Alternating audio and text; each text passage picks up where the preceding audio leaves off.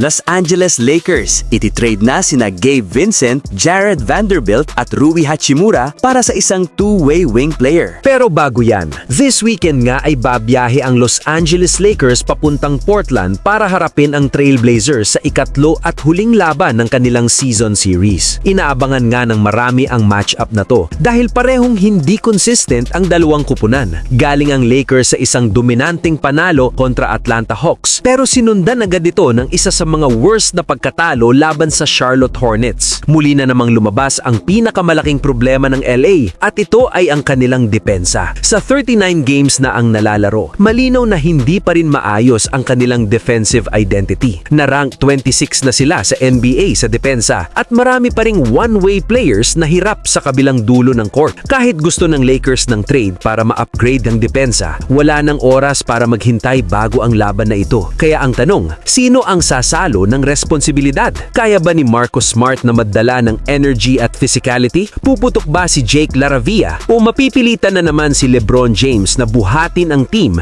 lalo na't wala si Luka Doncic at may ilang Lakers na questionable? Sa kabilang banda, mainit ang Portland. Nanalo sila ng 7 sa huling 10 laro, kabilang ang 2 panalo kontra Houston Rockets at mga upset laban sa Spurs at Celtics. Pero hindi rin sigurado ang kanilang lineup dahil questionable sina Deni Avdija, Jrue Holiday at Jeremy Grant. Ang magandang balita para sa LA, maganda ang kanilang road record na 13-20. Kung lalabas ang Lakers na gutom sa panalo, agresibo sa depensa at kontrolado ang tempo, kaya nilang manalo. Ginawa na nila to dati, kaya wala nang dahilan para hindi ulitin bukas. Abangan natin kung aling Lakers team ang lalabas, yung inconsistent o yung handang patunayan na seryoso sila sa playoff push. Samantala, patuloy na gumagalaw ang Los Angeles Lakers upang mapanatili ang kanilang tsansa sa top 4 seed sa Western Conference habang sabay na binubuo ang kinabukasan ng kupunan.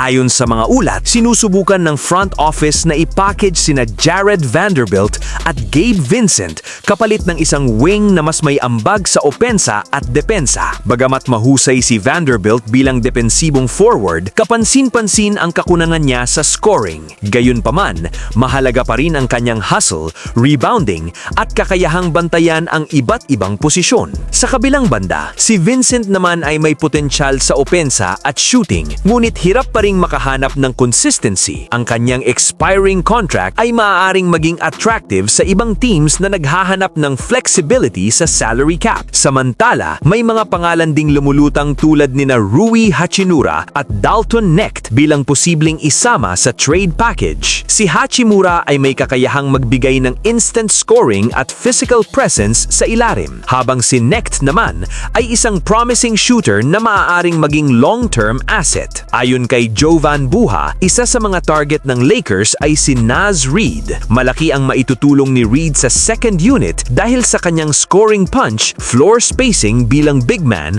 at solidong depensa sa paint. Maaari niyang bawasan ang load ni na LeBron James. Bukod dito, binanggit din si Jrue Holiday bilang posibleng target. Kung makukuha siya, malaking tulong ito sa perimeter defense ng Lakers. Kilala si Holiday bilang elite defender, mahusay na playmaker at leader sa loob ng court. Maaari niyang bantayan ang pinakamahuhusay na guard ng kalaban at magbigay ng stability sa backcourt. Samantala, nakasalalay pa rin sa Lakers front office ang tamang desisyon. Kailangang balansehin ang win now mentality para kay LeBron at ang pangmatagalang plano para sa hinaharap. Kung magiging matagumpay ang mga trade na ito, mas lalaki ang tsansa ng Lakers na makipagsabayan sa matitinding kupunan at muling maging lehitimong contender.